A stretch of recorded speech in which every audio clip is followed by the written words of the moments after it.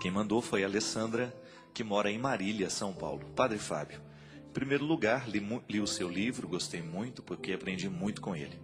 Padre, é certo fazer promessa? E quando elas não são pagas, o que pode acontecer? Pois fiz uma, fui atendida, mas não paguei a promessa até hoje que eu fiz. Um abraço de toda a minha comunidade. Olha, minha filha, eu não sei não, eu não costumo fazer promessa não, sabe por quê? Às vezes a promessa, ela nos lembra um pouco o mercado, né?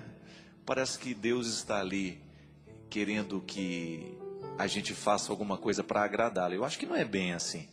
Eu acho que tudo que Deus faz por nós é de graça. Voltamos até o início do programa, graças, né? É interessante isso na teologia, porque o tratado da graça é o tratado que identifica quem Deus é. Deus é gratuito e o tempo todo Ele delibera inúmeras graças sobre nós. Quando a gente faz uma promessa, então eu prometo, meu Deus, que se o meu filho passar no vestibular, eu vou à Aparecida acender uma vela. Eu não acredito que o filho passe no vestibular porque foi feita a promessa. O filho passa no vestibular é porque ele levou a sério os estudos. Agora, quando você percebe naquilo que você prometeu algo de miraculoso, algo que, né? Então pague, se você fez a promessa tem que pagar. Eu não costumo fazer porque a minha relação com Deus não passa muito por essas vias. A promessa é uma tradição muito antiga, né? Hoje a gente quase não escuta mais falar disso, né? Fiz uma promessa, tinha até aquela música, eu fiz promessa para que Deus mandasse chuva para cair na minha roça. Não tinha isso, né? É bonito, chama Pingo d'Água. A promessa, ela está dentro de um contexto religioso, mais devocional. Não é que a gente tem que perder isso, mas a gente tem que aprimorar a nossa fé. Talvez seja muito mais interessante você viver o seu esforço, aquele esforço que cabe em tudo na vida, e sem ele a vida não dá certo, para você receber a graça de Deus que está sempre beneficiando. Agora, se fez a promessa, eu acho que você tem que pagar. Outro dia eu até estava escutando uma amiga minha que contou uma mentira, que tinha feito uma coisa lá, e a mãe dela fez uma promessa para ela pagar. Falou, pelo amor de Deus, não venha fazer promessa para eu pagar, não. Se você fez a promessa, que pague você, né? Agora eu não vou ficar pagando a promessa porque você fez. Enfim, a gente tem que descobrir aquilo que na religião tem sentido. Eu, particularmente, volto a dizer, eu creio que a nossa fé precisa ser um pouquinho mais madura. Deus não é um negociante com quem você faz, olha, Senhor, se você fizer isso para mim, eu vou te agradar desse jeito. Não. Eu acho que a relação bonita é a relação de gratuidade. Você deve saber que com criança, às vezes a gente precisa ficar fazendo isso, não é?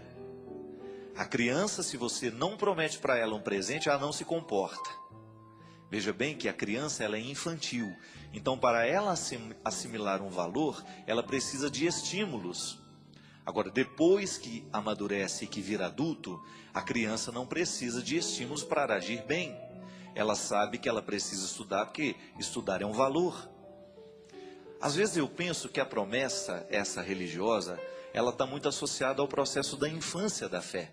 À medida em que a gente vai amadurecendo, isso deixa de ser necessário. Eu não vou fazer isso porque Deus me deu outra coisa. Não, eu não vou ficar pedindo que Deus me dê para eu ser bom depois. Eu tenho que ser bom mesmo quando Deus não me dá. A relação madura, ela vai dizer e ela vai pedir que a gente dê sempre o nosso 100%, independente se as coisas acontecerem do jeito como a gente queria. Eu creio que nisso está uma maturidade de fé. Deus me dá o tempo todo. Olha, eu não tenho nada, absolutamente nada para pedir a Deus, eu confesso para vocês. Até faço uma distância, né? Será que eu tenho que rezar por aquele outro que precisa se converter? Tem, mas se ele não reza, se ele não faz o esforço dele também, as coisas não vão acontecer. A gente precisa o tempo todo dar o nosso passo. E essa maturidade na fé faz com que a gente compreenda Deus de maneira mais livre também, né? Porque às vezes a gente escuta falar cada absurdo de Deus, e às vezes a promessa que a gente faz para Ele também são coisas tão desagradáveis, né? Ah, eu vou subir aquela escadaria de joelho. Como se Deus se alegrasse com uma coisa dessa, né? Eu acho bonito a gente prometer coisas boas, né? Olha, Senhor, eu sei que você está me dando muita coisa boa nessa vida, o Senhor está me dando inteligência, o Senhor está me dando saúde, o Senhor está me dando disposição para eu vencer na vida. Então eu vou fazer tudo o que eu puder para que o Senhor seja cada vez mais conhecido, para que esse mundo seja cada vez mais cristão, para que esse mundo seja cada vez melhor. Isso não é promessa, isso é pacto de amor. Quem ama faz pacto, não faz promessa. A promessa, ela parece que ela sugere uma infantilidade que a gente precisa vencer. A criança precisa de promessas. Se você estudar, eu te dou. Nós não. Eu creio que quanto mais a gente amadurece em Deus, maior é o nosso desejo de fazer por Ele, mesmo quando as coisas não acontecem do jeito como a gente queria. A gente não deixa de ser amigo de Deus porque Ele não fez o milagre na nossa vida, né? É uma idiotice da nossa parte isso.